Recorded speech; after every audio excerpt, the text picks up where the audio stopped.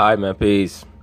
So for those of you brothers who follow professional sports, you know that one of the main arguments that has been concocted out of thin air by the mainstream liberal sports media is what dynamic overall is better for the major sports. Is it parity, quote unquote, or is it dynasty?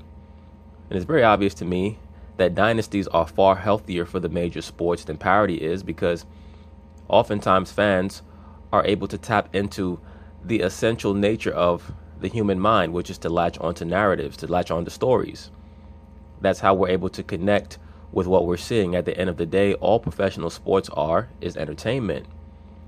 And we're able to build connections with what occurs in these various sports based off of the narratives. Can a great team ever be overtaken? They go through the process of building up their greatness, and then it becomes a matter of whether or not the competition around their league can tear them down. As the saying goes, history is a chronicling of replacement. When we think of the NBA, the most successful eras in the history of the league were always dynastic, whether it was the 80s with the Showtime Lakers and the Boston Celtics, or the 90s with the Chicago Bulls, and now, of course, you have the Golden State Warriors. Well, Steph Curry, the standout guard for the Golden State Warriors, has recently declared that he's tired of many of these stupid, dumb, and idiotic statements by the mainstream liberal sports media in regards to whether or not the Golden State Warriors are good for the league. So, of course, they're going to talk about it, and I'm going to chime in. Way outside, another three. Steph Curry has set a finals record. Way outside, delivers. There's a new dynasty in the NBA. The Golden State Warriors champions once again, back-to-back titles. Let me say this. Dynasties are never bad for professional sports, because once again, a dynastic team is able to create very strong emotions from the fan base, from the viewers, whether it be love, adoration, or distaste and antipathy. Whenever you've had great dynasties in the various sports, even in football, when you had the Dallas Cowboys in the 90s, that was probably the most passionate era that I can think of in the history of football, with the way that the Cowboys were either loved or hated. The Warriors add another piece. DeMarcus Cousins is a Golden State Warrior. DeMarcus Cousins is a stud. The brother averaged 25 and 13. He's never been part of a winning environment and a culture like this. But the Warriors get this guy who can do things they've never had in the middle of the floor before, and I can't wait to see that. Over the Warriors. So at this past weekend celebrity golf tournament in Lake Tahoe, Steph Curry was asked if the Warriors' dominance is hurting the league, and he said this, quote, "So everybody says how we're ruining the NBA. I love that phrasing. It's the dumbest phrase ever. If we were just happy with winning a championship and staying stagnant, we wouldn't be doing ourselves justice." Right now, the Golden State Warriors are not at their pinnacle. They're just on the other side of the mountain. How many more championships they have left in them, we'll find out. This season will be extremely pivotal for them, because I think whether they win the championship or not, they are in danger of losing Kevin Durant. To be quite frank with you, I don't think that Steph Curry would mind if Kevin Durant were to leave, because it will give him enough time to put up many of the incredible seasons that were clearly in his holster when the Golden State Warriors decided to sign Kevin Durant in the first place. But I do believe that they're worried about whether or not they're going to be able to re-sign Kevin, because he does have a very capricious nature. He's not quite sure what he's going to do from day to day. And whether they win the championship this year or not, I'm sure that he is seriously considering leaving the Golden State Warriors to move on to greener pastures. Quote unquote, greener pastures. Back here on First Take. So guys, I'll start with you, Ryan. What do you think about this? Have the Warriors really ruined basketball? Not even close. I mean, they've done what every team has wanted to achieve and do. Sign a big-time free agent, draft well, and win in the NBA. There's nobody in their right minds that would see if they had a chance to get Kevin Durant that wouldn't get him. So that they've actually achieved at what they want to do. They've met some goals. It's ridiculous. And anybody who says that they're upset or they ruined basketball, they're just mad it's not their team. If this was Laker fans that had the team that was rolling because the Lakers were rolling, no one complained. If this was Knicks fans, they wouldn't complain. If this were Maverick fans, there would be nobody complaining. I don't think that the complaining is the issue. I actually think that complaining is a good thing. A sign of greatness is that you're able to elicit strong feelings on both sides, whether it be passion in a positive nature or passion in a negative nature. And that's just where we are with the Golden State Warriors. Once again, I remember it as a kid with the Dallas Cowboys in the 90s, or when I first started watching sports with the 49ers in the mid to late 80s. The Showtime Lakers, of course, the bad boy Pistons. Everyone did not like the Chicago Bulls in the 90s. There were many fan bases that detested the Chicago Bulls.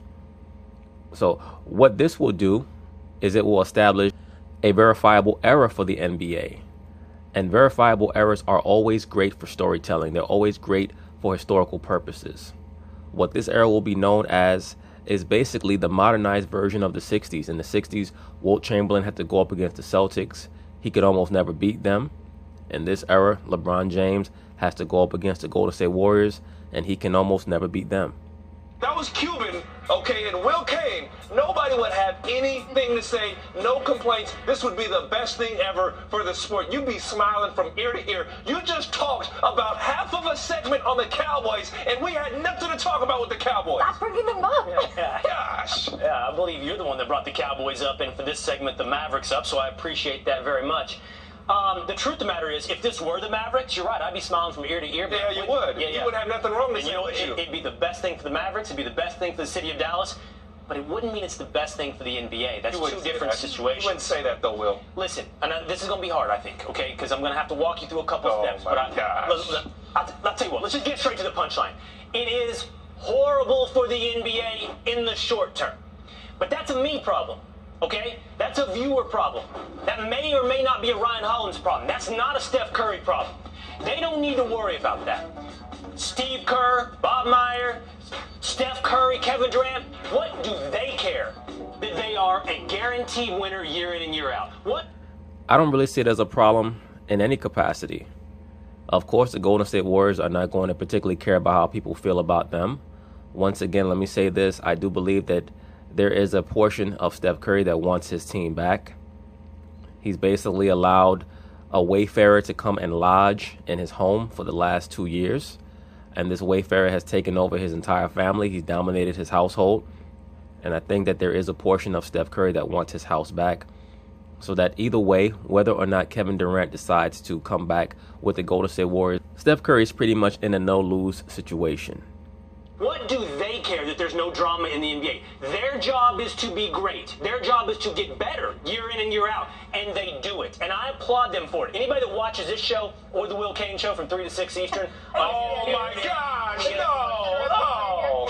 Anybody does that, Oh my gosh. anybody does that knows that I appreciate this Warriors team. In fact, I think last year's version is the greatest team of all time. That team could have. Last year's version of the Warriors was a great team. They're amongst the greatest teams of all time. Do I think that they're as good as the 96 Bulls or the 92 Bulls or the 87 Lakers or the 86 Celtics or the 89 Pistons? We'll never know. The true greatness that a team is able to verify is that they're the best of their era. And there's no doubt in my mind that this Warriors team is the best team of their era. When I say their era, we're talking basically from the Dallas Mavericks of 2011 all the way to now. Could have taken down any team throughout history. So don't tell me today that I can't. Listen to me. So listen. I'm glad you finally started listening. Don't tell me that I don't appreciate greatness. But I'll tell you this. I don't think when you do. Flip on the TV and you're not a Warriors fan and you want to watch some basketball, it's like any other form of entertainment. You need unpredictability. You need drama. You need. Actually, I disagree. I don't think that unpredictability is as conducive to basketball as it is to football, because in football you have so few games. So parity works better in the NFL than it would in the NBA. Due to the fact that you have 82 games in the NBA, you also have only 5 players on each team on the floor, and they're playing both offense and defense almost simultaneously. I actually think that dynasties are better for the NBA than they would be for any other sport. You need some sense that the outcome is not predetermined, not by fixing, but because it's so obvious who the best team is. Hey, Will. You need that. Will, you want to know where the Mavericks are going? To the NBA Finals. Let's not. So you got a lot of basketball to watch, and no one expected, Warriors or not, for your Mavericks to be in the NBA Finals. That's so my point. You should have no problem watching basketball. Whether it was was it the Warriors or not, your team ain't winning it. Sometimes when we're debating, I feel like you're a doggy who's barking at me really hard, but rolling over on his back, showing me your belly. I can't figure out what just happened. You just gave me all my points, but somehow think you won. You're right. The Mavericks don't have a prayer, just like 29 other teams in the NBA don't have a prayer, and that's a problem for 29 fan bases. Away the Warriors. It's not true, sir. When we look at the highest ratings in NBA history in the finals, they've always come during the dynastic era. In the 2000s, when one can make the case that it was not quite a dynastic era, even though many people will say, well, the first 3 years of the 2000s, you had the Lakers. The last 2 years, you had the Lakers again. And in the middle, you had the Spurs. During that time period where the Spurs were winning 3 championships, those were amongst the lowest rated finals in the history of the NBA. And even some of those Laker finals were very lowly rated. So I think that the Warriors have kind of brought back that feel of the 90s Bulls and of the 80s Lakers, where fans understand that they're going to see a high level of basketball. It's going to be very intelligent, and it's going to be very entertaining, which we did not really get in the 2000s, in the hero ball era. Your team don't got a prayer. Listen, I don't know what you're complaining for. I don't know why you would expect that your team would have a chance to win. So you still wouldn't be watching late in July, late in June. You wouldn't be watching anyways. You'd be at home chilling. You'd be watching the Houston Rockets play against LeBron James in the finals. So I don't know. I think that the point that Ryan Hollins is trying to make is that for fans of certain teams, it makes no sense for you to be upset at the Golden State Warriors and their dominance because you have no chance of winning the NBA championship anyway. That's what I believe the point is that he's trying to make. In other words, unless you're a fan of the Houston Rockets or the Boston Celtics, those would be the only fan bases that, in his view, would have a dog in the race and would therefore have a true argument in regards to being upset or angry that the Golden State Warriors are so good. But that point really doesn't make sense, because if you truly believe that your team has a chance, then you're not worried about how dominant the Warriors are. You're more concerned with trying to take them down. I know why you say if it's just a matter of the Warriors and you'd be watching the Boston Celtics go against Philly on the other side. So your team would be in anyways. So I don't know your complaint. Just because you feel like it's a foregone conclusion and we still have to play a game that the Warriors are going to win the NBA Finals. Your team ain't winning it. And guess what? You're going to watch other teams play regardless. A casual fan will think that, what you're saying, right? Like, the Warriors again.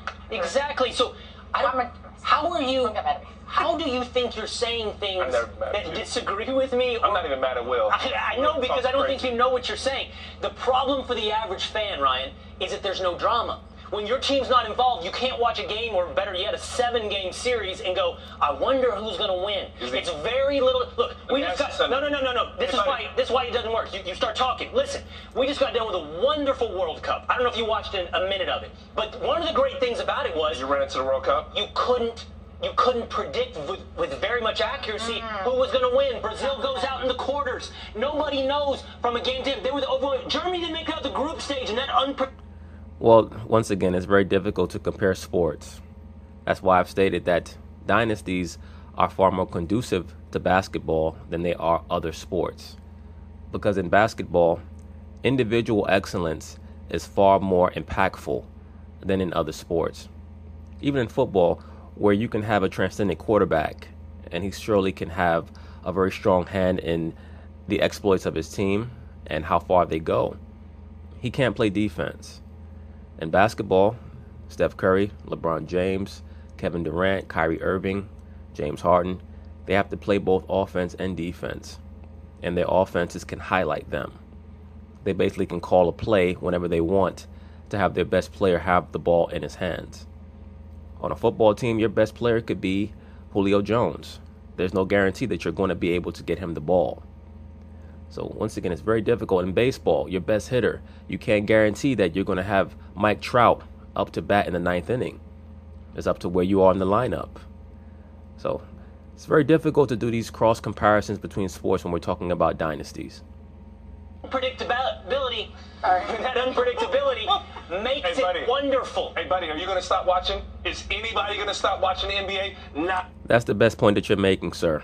Because once again, the NBA has had its best ratings probably since the Michael Jordan era in these last few years with the Golden State Warriors. And if they're able to get what they need, that being the Golden State Warriors against the Boston Celtics in the finals, that's going to be probably the highest rated finals of the last 20 plus years. Not even close. So whether you know the Warriors are going to win or not, or you don't know what's going to happen, you're still going to watch. Look, you're still going to be glued to the screen. The ratings are higher than ever. That's true. Ding. They are rock stars. And one thing about greatness, you watch it happening, and you actually make some sense. You agree with me. This is the greatest team of all time. So however you feel about it, you're going to watch. You're going to be committed. You're going to be cheering. You're going to... Ryan Hollins obviously has an issue with Michael Jordan. He goes out of his way to say that LeBron James is better than Jordan. Now the Golden State Warriors are the greatest team of all time. I think that the Warriors are amongst some of the great teams of all time, but I've just seen too much mental fragility when they're in positions against teams that are able to utilize physicality against them. The problem with those teams, i.e. the Oklahoma City Thunder in 2016 and the Houston Rockets just this past postseason, they didn't have the basketball IQ to finish the job. They had the physicality to put the Golden State Warriors in a precarious situation, but they did not have the basketball IQ to finish the job. Had these Warriors faced the Chicago Bulls in the 90s or the Lakers in the 80s, teams that could get physical but also have basketball IQ, I believe that it would have been a far different story. You're going to have something to talk about, and guess what? Instead of blaming the Warriors, why don't you blame tanking? Why don't you blame the organization? That's one of the biggest problems, obviously. No, because you're not pointing to it. You're blaming basketball on the Warriors instead of blaming the teams who tank, the teams who don't step out and commit to winning and put the best players on the floor, the Chicago Bulls and whatnot, the Phoenix Suns, and those guys who just try to get into the draft lottery. When I started in the NBA, there was an understanding of tanking. There was an understanding that you may not be that good, but night in and night out, the coaches will put the best players on the floor to try to win games. I get it. Analytically, it's not a good move, but that's what's bad for your fan base. If I'm a fan, all I want to see is my team play hard. I want to see my team give it their all, not to put in a bunch of guys out the G League or a bunch of guys that aren't healthy. I don't want to see my best players sitting out, and even if my best player ain't the best player in the league, I want to know that my team is putting forth the best effort. That's what. Well, it depends on what your perspective is as a fan. If you're a far-thinking fan, then you say to yourself, you know what, I'd rather have my team be terrible than be mediocre, especially one of those teams that just misses the playoffs every year. That's why I stated in another video that the Charlotte Hornets are truly the worst team in the NBA because they're constantly going 38-44, 37-45. They barely miss the playoffs or they barely make the playoffs. They go out in the first round and they're unable to draft a prospect that's going to advance their condition as a team. Whereas when you have a team like the Phoenix Suns who tank and you have a blue chip prospect already on your squad like a Devin Booker, and then you can add a DeAndre Ayton, now suddenly they become a threat to make the playoffs this year. And then another year from now, who knows where they can go. So you have to be far thinking as an intelligent fan. That's what's ruining basketball. Listen, not the Warriors. Listen. Okay, try. Seriously. Just give me 1 minute. Oh, I don't even know if I need 60 seconds. Y'all gonna come in? No, I'm serious. I may just be talking to you folks. Wow. I don't know what's going on. Wow. Listen to me. I think, and remember what I said now, in the short Tell me what term, you know. I don't want to my know what God. you think. This Tell is me the what problem. you know. I agree with that, sir. Thank you, Mr. Ryan Hollins. Tell me what you know. Don't tell me what you think. And damn sure don't tell me what you feel. No. In the short term, I said, the Warriors are ruining basketball. Now listen, I'm going to fill in the blanks for you. In the long term, I think they're so great that they're forcing other teams to innovate and get better. They're forcing other teams to create super teams. I think it may be the Lakers. gosh. Listen, the Lakers, please. Or the Celtics, or the Sixers. It will be better in the long term because we'll have 4 or 5 super teams. But in the short term, here's the problem, Ryan. This is what I'm telling you. The problem with the NBA is predictability. And you're right. Tanking contributes greatly to the idea of predictability. No, I don't think that the problem with the NBA right now is predictability. I think that the problem with the NBA right now is that they're struggling to create proper narratives. In the 90s, we always knew that the Bulls were the best team, but they were able to construct narratives. As a matter of fact, when you go back and you watch many of those games from the 90s on YouTube, what NBC was best at, and they were better at this than any other network covering any other sport. When the NBC had NBA basketball, they would create these narratives right before the game in their intros where they would set the stage for the viewing public.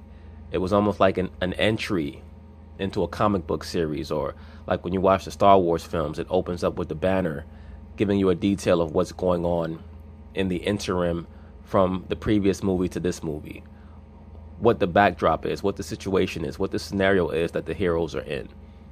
NBC was great at that. They would create these intricate intros where they would push and propagate all this drama between the stars of the NBA.